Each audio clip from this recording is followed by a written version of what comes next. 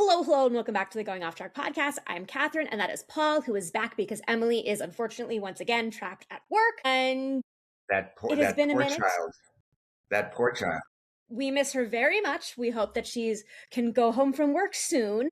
And until then, we will continue. She has sent me her predictions, so we will have that for later. But we've got a lot to talk about since our last episode. Absolutely. It has been a couple of weeks, and let's get into it.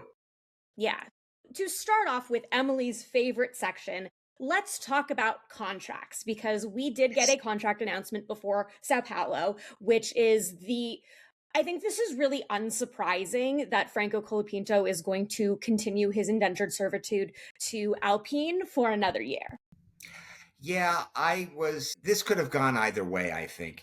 It was a kind of a 50-50. I'm going to make a prediction right here that you're going to see the good possibility that he'll get 5 races in 26 in the turtle that will be Alpine, and then they'll try to figure out a plan C.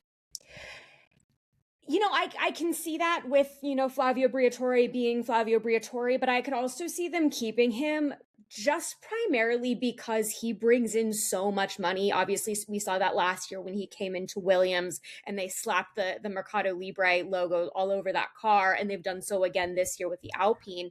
So I really do think that, no matter if we're going to have a turtle of an Alpine or with the new Mercedes power unit, it's going to be less of a turtle question mark. That I do think that unless there's like a big home run hitter who's not currently with a team or attached to a team in any way, I really do see him living out at least through the end of the season. Well, I think that would be good. I think that Franco has brought, especially some excitement for the South American fans. Mm-hmm. And that is very important to Formula One. And, it creates a good opportunity. It's just Alpine is going to be Alpine. And we just don't know what to expect until we start to see, we may get a little bit of an idea when we start with testing, but, in early 26, but I just don't know. Yeah, that's the real question, because not only do we have a lot of testing that needs to be done in a really short amount of time, we're going into a brand new regulation. They're moving they're moving from being their own engine supplier to being a customer team after many, many years. And, the Renault contingent of Alpine is still quite unhappy with that. But testing also starts earlier this year. So they really don't have that much time between the end of the season in Abu Dhabi and the run up in, showing off the cars in January, getting in the cars in February, and then season starts, early March. So there's really not a lot of time for them to prepare this car. And obviously Pierre Gasly has a ton of experience, so they're not going to have a problem on that side of the garage, but it really is going to be a tall hill for Colapinto to climb. Well, and to be fair to Franco, he has gotten some tremendous experience in Formula One over the last year. His short time at Williams actually benefited him. And I agree with you. I don't see any real rising star coming out of the ether that's going to come in. Yeah, especially when you think of who is leading F2 right now, which off the top of my head I don't.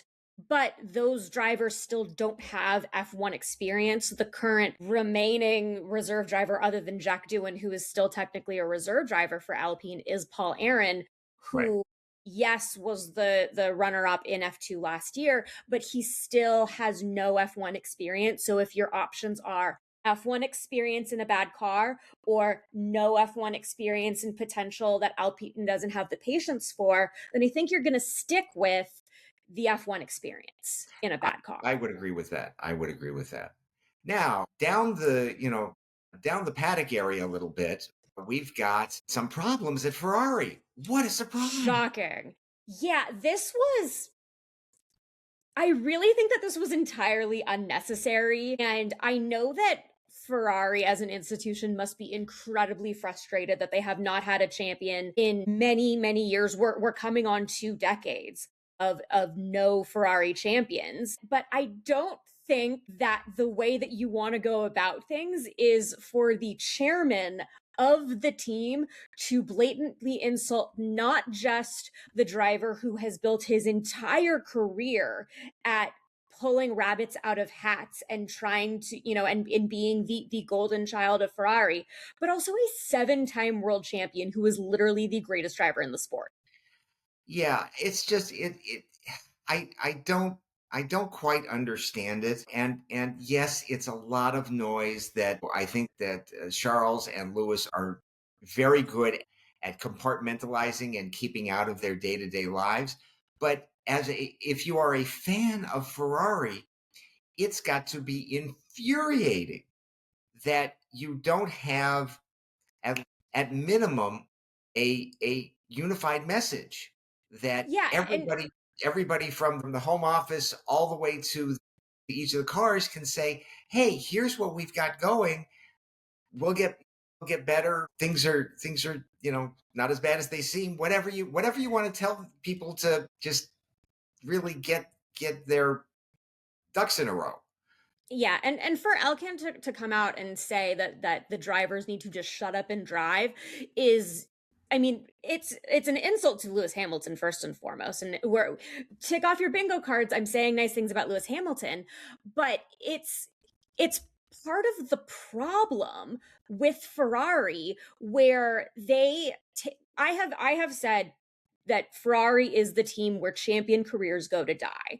Mhm. And you've seen that with how Sebastian Vettel's career ended, how Fernando Alonso's career is clinging to life, to Raikkonen just, saying screw it after a couple years at Sauber. There's a reason for it, and it's not that the drivers are past their prime. You can't say that that is the excuse. And when Michael Schumacher moved to Ferrari, they worked on developing the car for a few years before they actually saw the success that he saw there. So it's not like you can place Lewis Hamilton in a car that has been struggling, that Charles Leclerc and Carlos Sainz both did everything they could, and say, oh, well, it must be the driver's fault. And you're talking about Charles Leclerc, who I believe has been the ultimate team player Mm-hmm. for this entire time that he's been with Lewis. Um, he, you got with Carlos going to Williams and really showing that he wanted to be the number one driver and couldn't And he do it should at have Ferrari. been at Ferrari. He should have been at Ferrari. That's right. But what they did is they went with the team player. So, which is fine. That I can understand that.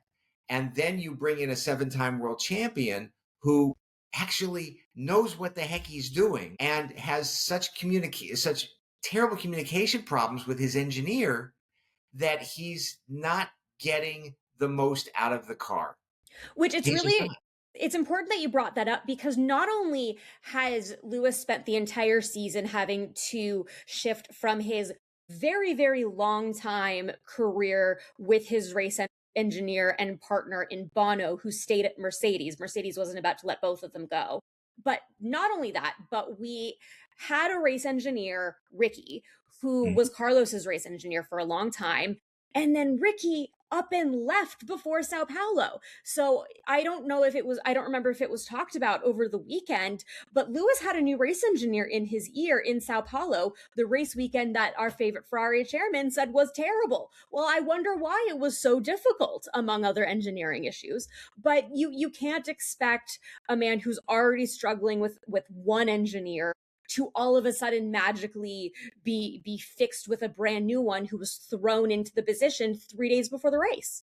Absolutely right. Absolutely right. And it is I believe it's patently unfair to Lewis to, put the blame on him, because there are hundreds and hundreds of people that have to go through the process of getting these cars ready. And if you don't have the right downforce, you don't have the right tire strategy, you don't have the right wing strategy, that's a lot of stuff you got to deal with. And, in a sprint week, especially last week, which was Mm-hmm. also a problem, which we will discuss in a little while. you did not have the practice time that I believe was necessary for a quality start for Ferrari. Right, exactly. And you know, Ferrari being as traditional and as rigid as they are couldn't do what Red Bull did after that terrible qualifying and said we're just going to, you know, we're going to completely turn things around, turn things over. But we'll get to that in a minute. Before we do, one of the big announcements that came out of Formula One going into this weekend in Vegas was F1 was announcing a new partnership with Fortnite.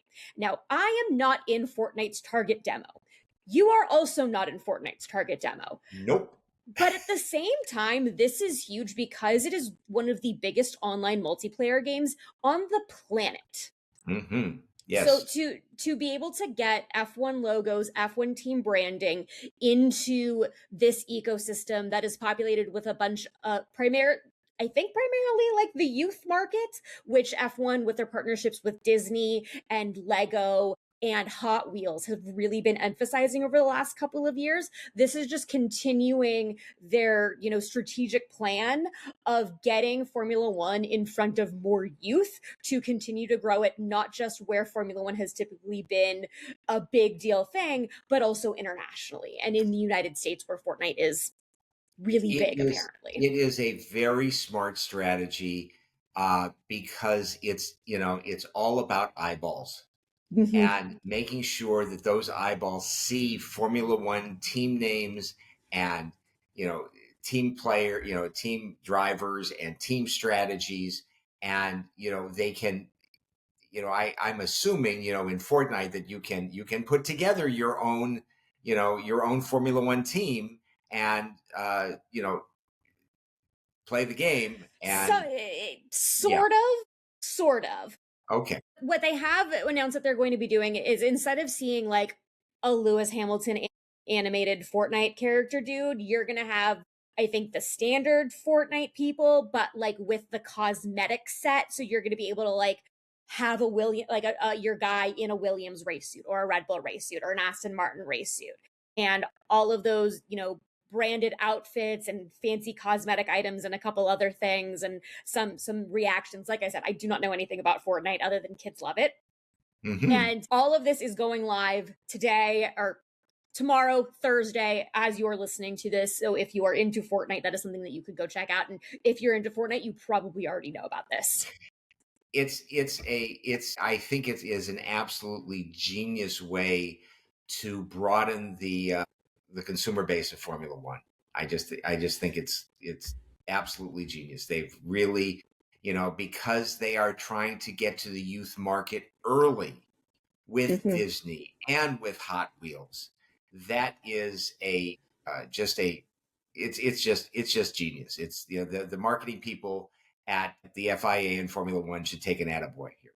I think it's great. Yeah, absolutely. And I think that this is really, especially like with the age range, and I'm thinking about this through the lens of like campers at camp who enjoyed, you know, Fortnite and things like that. It really is also, I do think that this ultimately down the road will lead to an attempt to grow the grassroots efforts of Formula One and motorsport through karting in the United States, which I think we really don't have a lot of American drivers.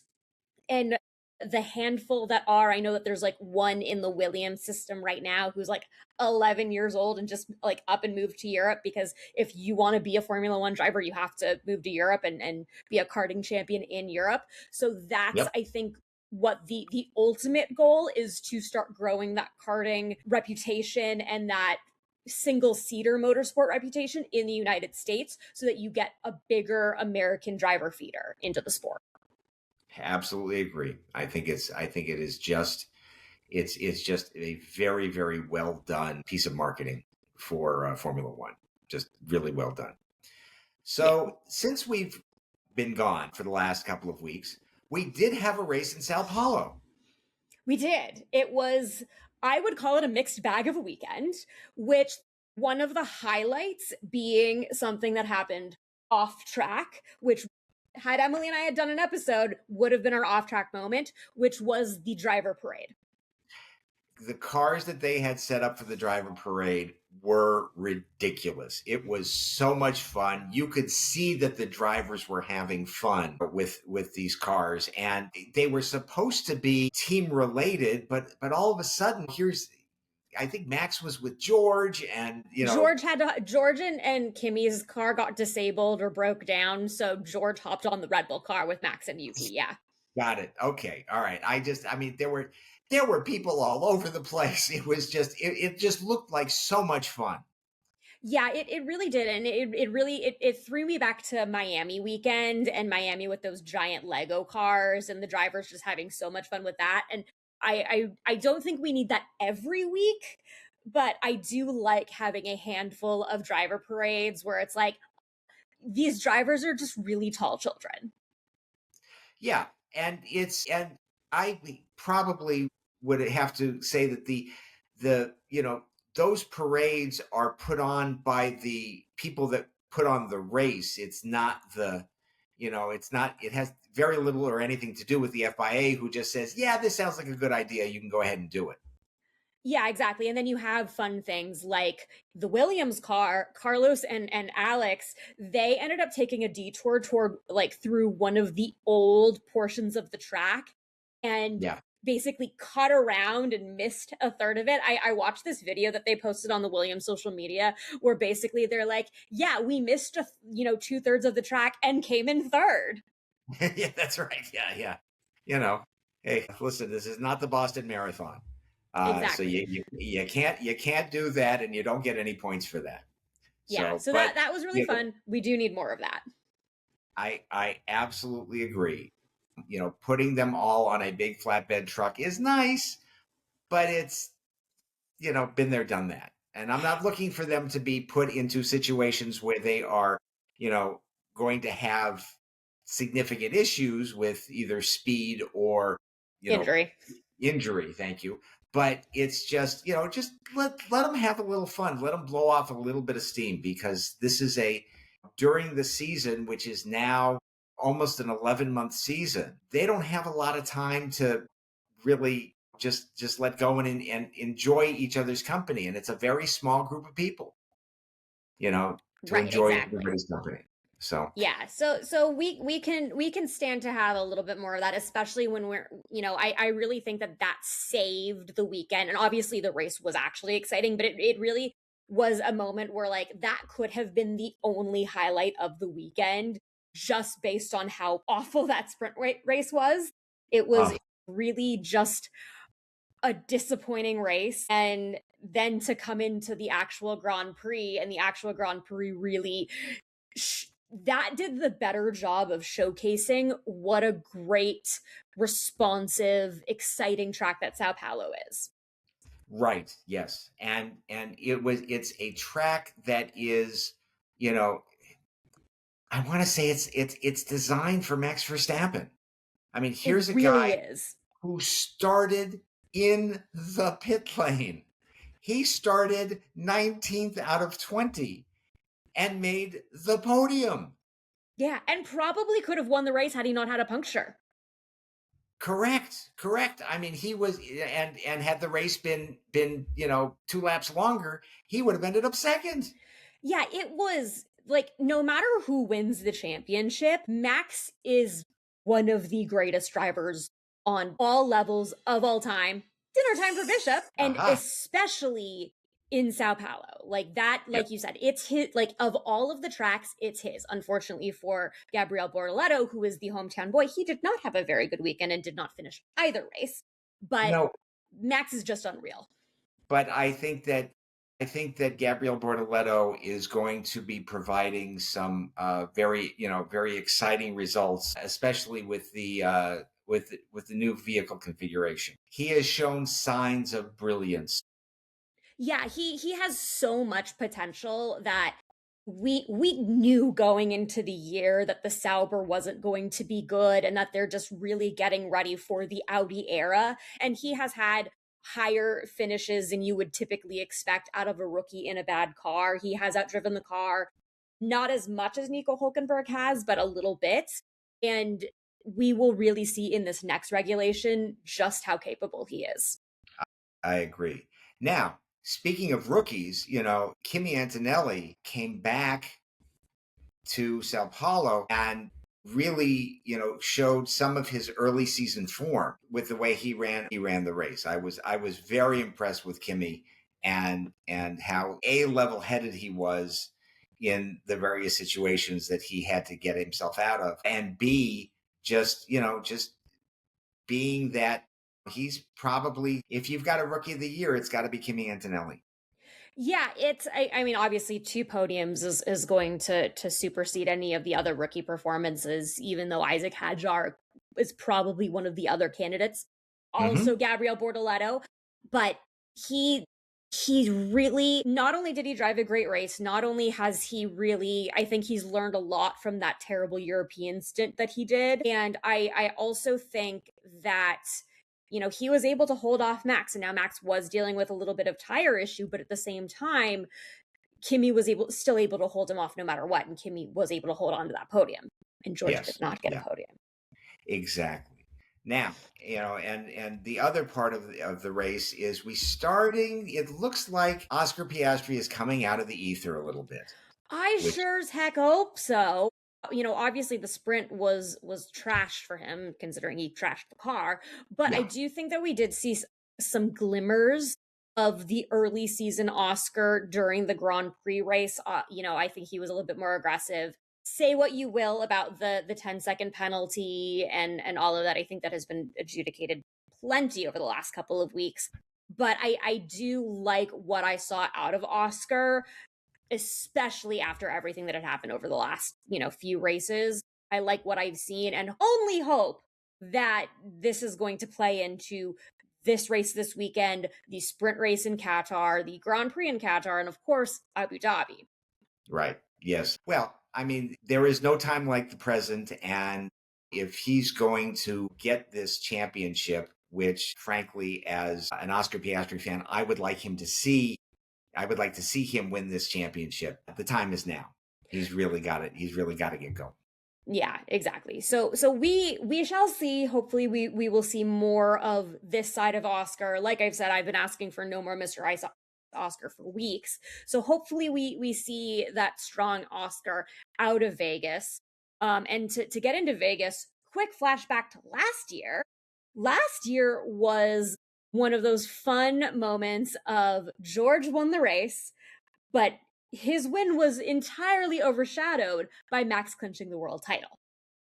Yes, yes. And I know they're not going to fix it, but the post race limo ride is just, as the I just think that it's unnecessary to cart them all the way over to the Bellagio, where the start finish straight is, I mean, the start finish line portion is not, and where the podium is not. That's my biggest problem. Like, if you want to put them in a Bentley and have them do an in lap around the track in the Bentley for the fans, that's fine.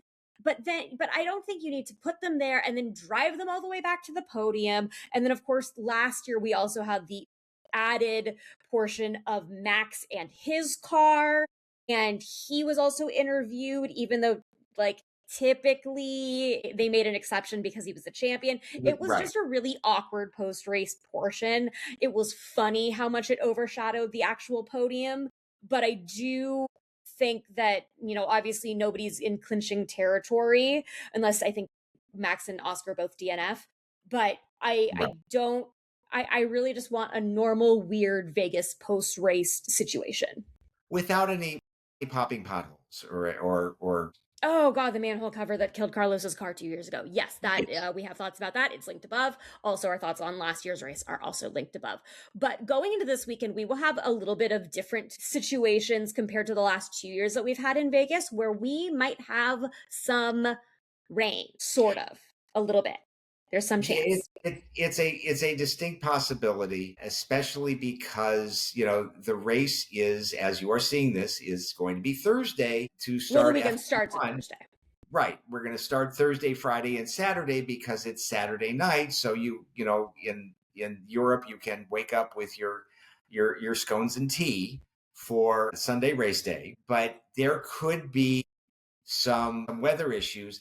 I think that the weather temperature may play into a lot of what's going to go on, especially with tires. And not knowing what Pirelli is going to do with tires, that's going to say a lot, because this race has not, I believe, had the weather that the FIA has really wanted.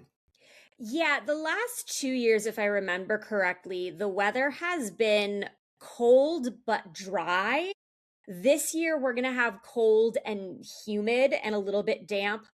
The most chance per Google weather of rain that we're going to have is Thursday in the evening. So we might have a wet free practice 2 and then overnight. So free practice 3 will be pretty important to lay down more rubber onto the track that's going to have been washed away. Also, to remember that Vegas is weird because they will open up the strip during the day, which is why F1 has to race so late at night, which is another reason why they need to move the track off the strip, but they're not going to because marketing. But that is one of the other, things that are going to lead to a lot of questions that the teams are going to have to grapple with this weekend. Right. And if you've seen some of the Instagram and TikTok posts that are out there talking about, look at they had a bunch of rain yesterday and some rain this morning. Vegas is a desert. Deserts tend to have things called flash floods, which means they run down the street very fast and you don't want to be anywhere near the water. Yeah, especially in a car that is as expensive as these F1 cars are. But I really don't think that we will see a significant impact from weather, at the very least on Saturday. There's really only between a 5 and 10% chance of rain during the race, which, if you're listening in the United States, remember, it's on Saturday. The race is not on Sunday. Correct. And one of the nice things that the Formula One teams do is you get some of these special liveries for Las Vegas and special helmets for Las Vegas. Some of them are really good and I really like them. Some of them not so much. I really loved how it was rolled out, because Williams rolled out their livery first and then VCARB, and obviously VCARB knocks it out of the park every time. Stake was just kind of like, we're doing this. And then Alpine's like, we added more pink to the car. Isn't that great? Well, that's almost as good as Red Bull putting a splash of, what was it, yellow in the, on one of their liveries. No, that was Ferrari. The one that you're thinking about it was Silverstone a couple years ago. Red Bull did red splatter paint on the car, and I hated it, and I still hate it. That was it. Yeah. Yes. So Alpine was like, hey, we added more pink. And I'm like, I don't know the difference. I would need to see a side-by-side to compare the actual pink. But I want to turn to more important cars, which is the VCARB holographic livery, which knocked it out of the park. As we've expected from VCARB, from Racing Bulls, they have come out with some of the best modern one-off liveries that I think we've had in the entire sport. I absolutely agree. It is an absolute home run. What's also, going a little bit off track here for a moment, I think the FIA for next season has said that 55% of the car has to be covered in a color or a decal or something that you don't have. So it's just not the carbon fiber body or a carbon fiber body. I haven't seen that. I hope that's correct, because obviously we have complained many a time, especially at the beginning of the year, when it was just like, oh, that is a carbon fiber livery with a tiny splash of color. Right. Yes. And I think, you've got to be able to get, these marketing advertisers are paying millions of dollars to try to see somebody going 250 miles an hour and trying to make sure that you can see their logo on the car. They do it in NASCAR. They do it in IndyCar. They do it in GP Motorsports. You've got to really be able to see the teams that are being advertised, or the companies that are being advertised. I don't think 55%, if this is accurate, I don't think that this is unreasonable. I don't either. And like, there's weight considerations, but I also think that you like, and it's the easiest place to save on weight is stripping off that, extra half gram or two of paint. But for the sake of the sport, I think you got to just live with it and engineer your car to be better in spite of the added weight, heavily quote, Yeah, in other ways. I agree. I agree. So, Yeah. and getting to the helmets, the one helmet that absolutely stands out is Lewis's helmet, which is All sparkles. all sparkles. It's Sikorsky, all over the place, and I'm just wondering if especially in the camera that looks over his head, if they're not going to have to do some special filters because of all the refraction that may have to occur. They might have to adjust the white balance a little bit. I'm pretty sure that the helmet that was advertised versus the helmet he's actually going to wear are probably going to be a little bit different. We've seen that with there was one of Lando's, I think, that came out a year or two ago that's like, you can't actually drive in that. And they're like, no, it's a model. He's actually going to drive in a real legal helmet. So I think we're going to have that. But to speak on Lando, and far be it for me to say nice things about Lando these days, he actually has one of my favorite helmets. He's collaborating with an artist that I actually already follow on Instagram, Werner Bronkhorst, who specializes in these heavily textured paintings. There are these like massive things with lots of heavy paint and these teeny tiny little detailed figures that are of he's done all different kind of sports. He's done things like related to tennis. I think he collaborated with the US Open this year. And what he did for Lando's helmet is he drew little mini Landos from three of Lando's notable podiums. His first podium, which was in Austria, his first win in Miami, and his first home win. I think they knocked it out. Like Lando always has some of the best helmets. Completely knocked it out of the park with this one. Yeah, just phenomenal. I think that was really very cool. Oscar's got a very interesting helmet. It's kind of a bit of a throwback. Yeah, I throw back to his old RC car days. Apparently, he like won some RC title a million years ago. I also think that it's funny just because this is the weekend of the Wicked Part 2 movie premiere. Lando's got a green helmet and Oscar has a pink helmet. Yes. Yeah. Yes.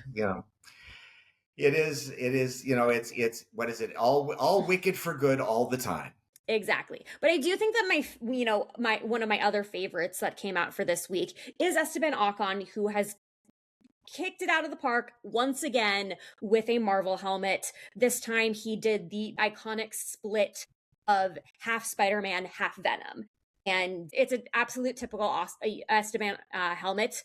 And I'm totally here for it. I like it. I think it's phenomenal. Just a great. It's a great way to celebrate what I am hoping will be one of the better races. I'm hoping it's a good 1B to COTA this year. Yeah, I think we will have a good race. I think we were pleasantly surprised in 2023, especially after what happened to Carlos's car, that the race was actually good. And also last year's race was also a pretty decent race. So I think that we do have a very good chance of having something better, even though just everything about Vegas is, we're not fans of, but it's definitely going to be a better race than Miami. And I think it is going to be a good race to kick off our triple header to end the year.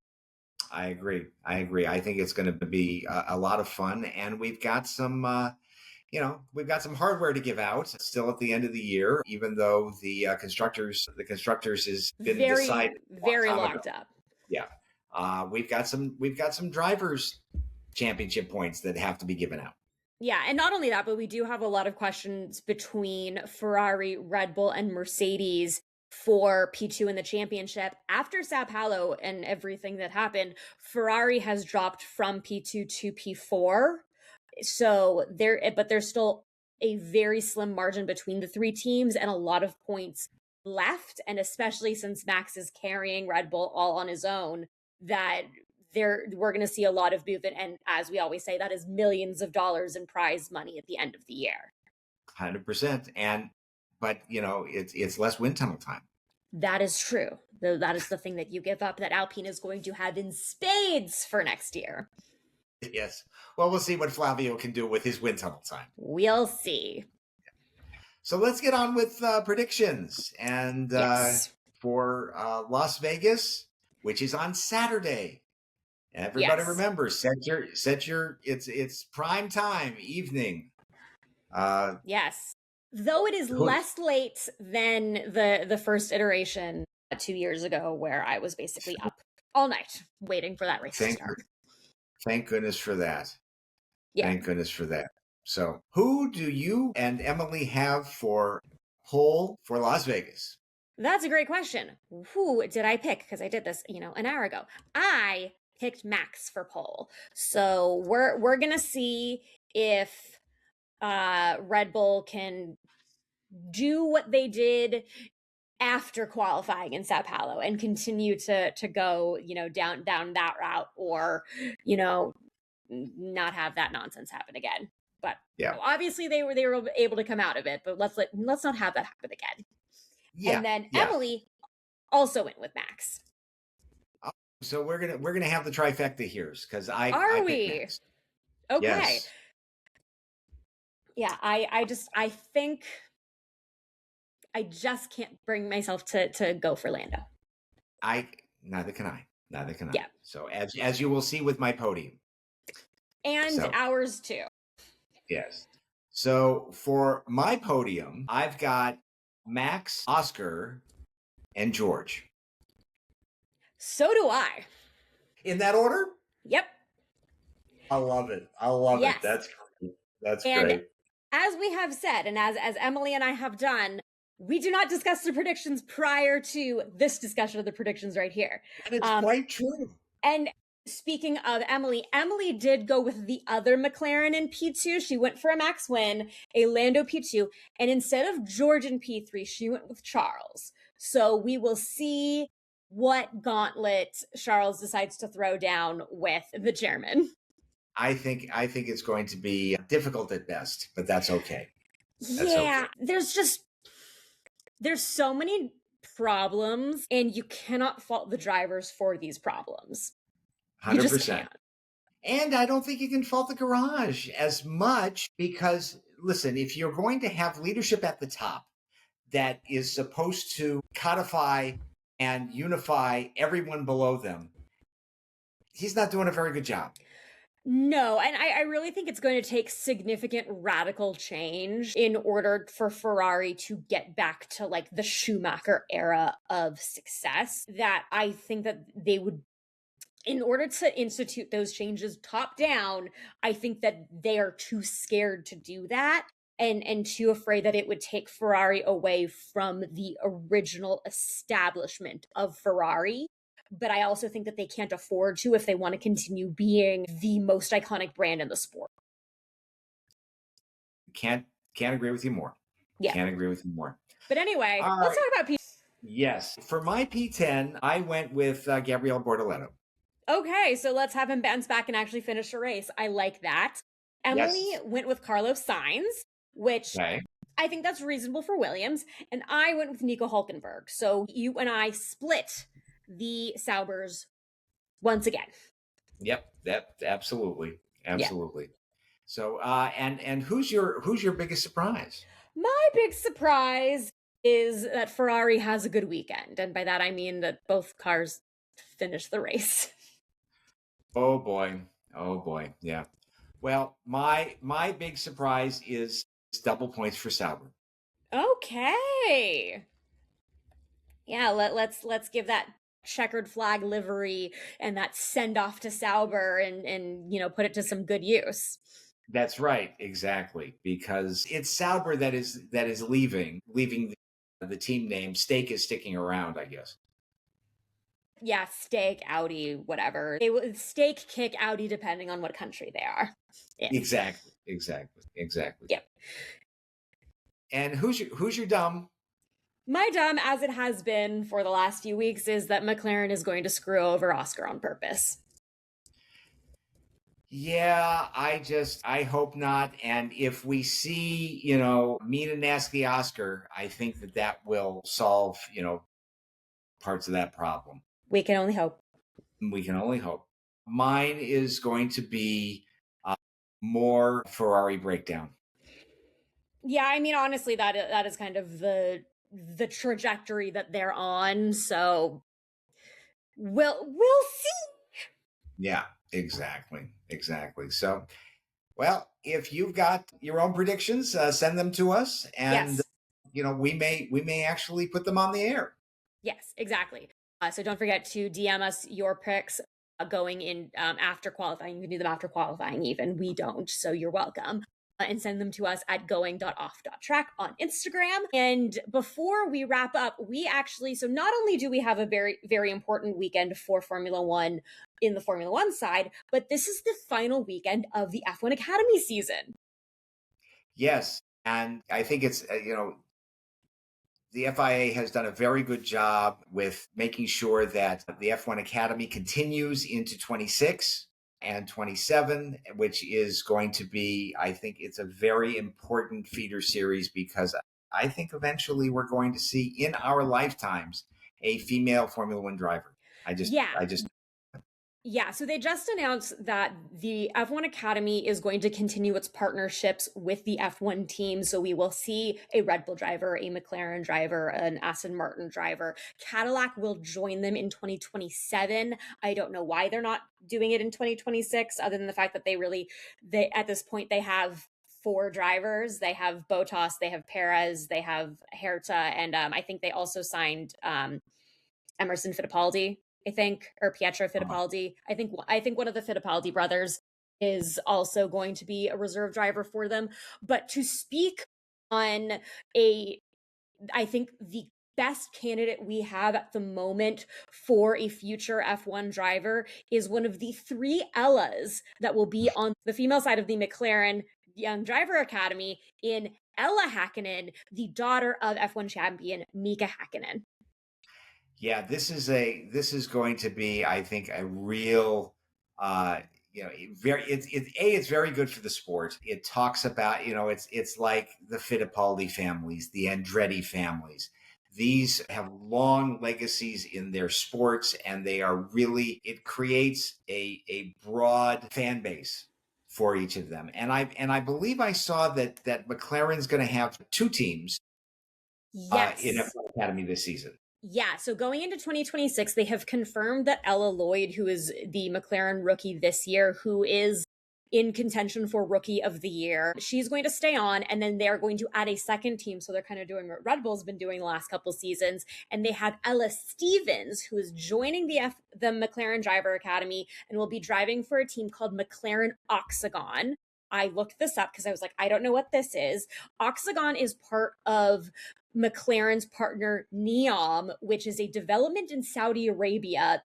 And Oxagon is a planned floating industrial city. And if you think Saudi Arabian support of female drivers is a little bit ironic, yes, but we're not going to continue going into Middle Eastern sport washing. But it is a thought that I have had. You can't you can't look away and not really understand that. But having this floating city, I guess if you're going to put money at it, why not? Yeah, pretty much. So that will be Ella Stevens' team, and then Ella Häkkinen will not be on the F1 Academy grid this year or next year, but she is. I think right now the target is to get her on the grid in 2027, because that will be at the end of Ella Lloyd's tenure with the team. Because right now it is 2 years, though. In 2027, it looks like there will be an exemption. I think just depending on how these drivers are doing, they're kind of going to take it case by case if they're going to allow drivers that should be graduating out to extend a third year. So we might have a couple of those going into 2027. But right now, it looks like Ella Häkkinen is going to come in and she'll succeed Ella Lloyd in a couple of years. Gotcha. Now, where are we in the F1 Academy Drivers' Championship? It's going to come down to the wire. Apparently, according to the F1 Academy release about this weekend. There are 63,000 possible championship result scenarios between the two of them of how they can become champion. Basically, you got to do really well in the reverse grid race, and you also have to probably win the full points race, the second race. And right now, it is Dorian Pon, the Mercedes driver, and Maya Vug, the Ferrari driver. It is going to go down to the wire between them, and we will see who is going to win the title. 63,000. Only 63,000 possibilities, and it's not just, if she wins this or she wins this, is also if she places fourth and she places sixth, how, all of how that is going to shake out. So it's really, I really don't think that we are going to know who the champion. Obviously, we knew last year that Abby Pulling had won the championship going into the final weekend, but we will not know until the checkered flag who is going to win the championship, which I think is really exciting. And if there's a tie break, that is going to go to Maya Vug because she has 3 race 2 victories and Dorian Pon only has 2. And that is the tie break criteria. Gotcha. Okay. All right. This is good. I mean, this is what you want your sport to do. You want it to come down to the wire. Exactly. And really have the excitement for the fans and for the sport. Yeah, and not only that, but we're going to see Pon, Vug, and 5 other drivers are going to be graduating out this year. So we will see the final hurrahs for Chloe Chambers with Red Bull Ford, Tina Hausman with Aston Martin, Leah Block with Williams, who won her first race this year, Chloe Chong, who drives the Charlotte Tilbury car that we all love, and Aurelia Nobles, who also has one of the coolest liveries on the grid, driving with Puma. So all of those drivers, it will be their final races. And I think now that we've been able to get through a full cycle of the 2 years, I think that's really significant for this, the graduation portion. And I'm really excited to see how the all of those girls do. Yeah. And there are, some incredible opportunities for women drivers today in the in Asia, in the Great Britain, Great Britain racing, and it really they're all stepping stones towards Formula One, which I think is absolutely phenomenal. Right. And the best thing that this comes to is that the champion and also probably the vice champion, they get fully supported for that next season in the next series. So just like Abby Pulling got a full year. Abby Pulling has talked about how she couldn't finish her first year in GB4 because she ran out of money. So to be able to put these drivers on these platforms and get them the funds that they need to continue driving is one of the most important facets of F1 Academy, along with F1 Academy's mission to get gender equity into karting. I think it's great. I think it's absolutely phenomenal. And, this is what really needs to be done. Exactly. It's a great series and it's very exciting and they drive the heck out of these cars. Yeah, exactly. And then to cap off the F1 Academy is we are going to have 2 new drivers to the grid this weekend. Rachel Robertson will be driving for Eva Agnostiadis, who is still recovering from the foot surgery she had prior to the last F1 Academy race weekend. Robertson participated in the rookie test, so she does have a little bit of experience in the car. And then our wildcard driver for Vegas and Peyton Westcott, who will be driving in a Vegas livery and Vegas race suit, which I think is also one of the cool parts of the wildcard drivers is that they do get like these one-off bespoke liveries and race suits. We had the Gatorade one a few weeks back. So it'd be cool to see what that is. She's driven in the Formula Winter Series, Italian F4, so she has a little bit of experience. So it'll be nice to see that performance. I wonder what they're going to do with the wildcard portion next season and like the constructor side of things that we really don't care about, which if you do, Pramac Racing is looking to three-peat the constructors championship, or the team management championship, since it's technically it's a spec series, so the one constructor already wins. But from a team perspective, not just the team sponsorship, there really hasn't been a lot of impact with that team specifically, and a team that isn't Pramac. So I think that we might see a couple little tweaks next year. So that'll be interesting to see. But I'm really excited for either Maya Vug or Dorian Pon to win the championship. I think that it's going to be a very exciting race weekend for them. Those races will happen prior to the F1 races. They will be available on F1 TV or on YouTube. They'll be streaming. So definitely, tune in while you're making dinner and waiting for the F1 races to start. Exactly. And for next year, you can put them on. They'll all be, I think, all on Apple TV. Yeah, so there's been a little bit of clarification on that, where basically you need to have with F1 making I don't think it's the right decision to move from typical, areas of viewership to a streaming service. You will still be able to access your F1 TV accounts. I know that if you're a listener and you have an F1 TV account, you got that email saying that your subscription is going to be canceled. What it is that next season, when you have your Apple TV account, you will be able to use that Apple TV account to log into F1 TV. So I think that you will still be able to access F1 TV, access all of the content, all of the past races. I know I've been saying for 2 years now that I will watch all of 2010. It's still going to happen, I swear. But I do believe that is going to be how you're going to continue to access F1 TV and all of that. So it's kind of just going to be the same thing. And I think it's not going to go over well, and that they will end up back on a major platform. They're going to move to Fox next time the contract's up, aren't they? Everything's moving to Fox these days. I don't like watching on Fox. Here's something that, because you are in another part of the country, you may not have seen. I got an email from Spectrum which said that Apple TV is going up in price the first of the year by $3. Is this? I think I know about that too. Is this because of the F1 contract? Inquiring minds need to know. I mean, it's partially that, partially every streaming service platform is upping their prices. Disney just did their third price increase in 18 months, which is the whole other thing. But yeah, I mean, I'm still not seeing any justification for getting rid of traditional cable. I'm going to leave it at that, because that is getting us way off track.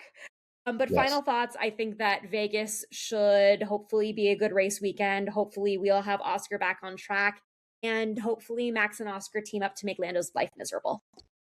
I think that is a distinct possibility. Watch the weather. I think that the weather will determine where positioning will be in, for the start of the race, and how things will go throughout the race.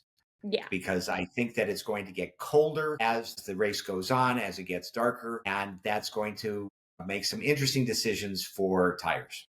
Yeah, exactly. And we'll see what Pirelli decides to, pull out of their hat as well. Anyway, that's what we've got. Coming up next, we'll have our Vegas reaction. It might be with Emily. It might be with Paul again. Surprise. We won't know yet until Sunday. But yeah, this has been our Las Vegas predictions /news / Sao Paulo really quick recap. Thanks for going off track with us, guys. See ya.